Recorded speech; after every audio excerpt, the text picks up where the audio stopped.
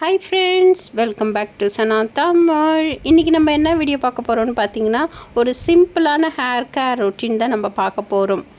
ஒரு சின்ன விஷயம் தானே வாழ்க்கையில் பெரிய மாற்றத்தை ஏற்படுத்துது. அது நல்லதாகவும் இருக்கலாம், கெட்டதாகவும் இருக்கலாம்.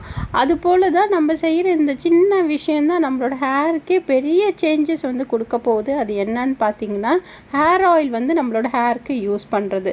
அது எப்படி யூஸ் பண்ணலான்னு பார்த்தீங்கன்னா, வெரி சிம்பிள். உங்ககிட்ட இருக்கிற எந்த ஆயில், ஹேர் ஆயில் வேணால் நீங்கள் எடுத்துக்கோங்க. கோகோனட் ஆயில், நல்லெண்ணெய், விளக்கெண்ணெய் எது வேணால் எடுத்துக்கோங்க. விளக்கெண்ணெய் நல்லெண்ணெய் எடுக்கும்போது அதில் ஒரு ஸ்பூனு தேங்காய் எண்ணெய் ஆட் பண்ணி முடிஞ்சால் வார்ம் பண்ணிவிட்டு அதுக்கப்புறம் உங்களோட ஹேருக்கு அப்ளை பண்ணுங்கள். இந்த மாதிரி ஹெர்பல் ஆயில் இல்லை வெறும் கோகோனட் ஆயில் நீங்கள் யூஸ் பண்ணும்போது அதை மட்டும் டைரெக்டாக உங்களோட ஹேருக்கு அப்ளை பண்ணிக்கலாம்.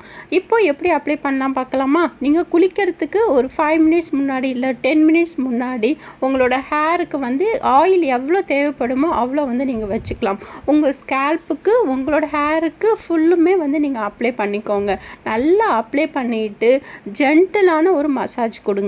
இன்னைக்கு நான் எடுத்துக்கிட்ட ஆயில் என்னன்னு பார்த்தீங்கன்னா, நான் ப்ரிப்பேர் பண்ணுற ஹெர்பல் ஹேர் ஆயில் தான் நான் எடுத்துக்கிட்டேன்.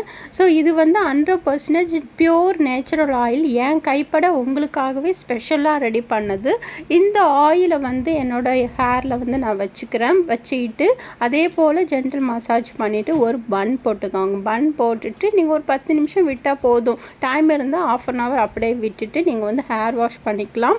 நீங்கள் ரெகுலராக எந்த ஷாம்பு யூஸ் பண்ணுறீங்களோ அந்த ஷாம்பில் தண்ணி எது வேணால் நீங்கள் வந்து லிக்விடாக இருக்கிறது நல்லா மிக்ஸ் பண்ணிவிட்டு அதுக்கப்புறம் உங்களோட ஹேரில் நீங்கள் வந்து வாஷ் பண்ணிவிட்டு வந்தீங்கன்னாவே போதும். ஹேர் பேக் போட்ட எஃபெக்டிவ் இந்த ஆயிலே கிடைக்கும். ட்ரை பண்ணி பாருங்கள். பிடிச்சா ஒரு லைக் பண்ணுங்கள். Ta-ta, bye bye.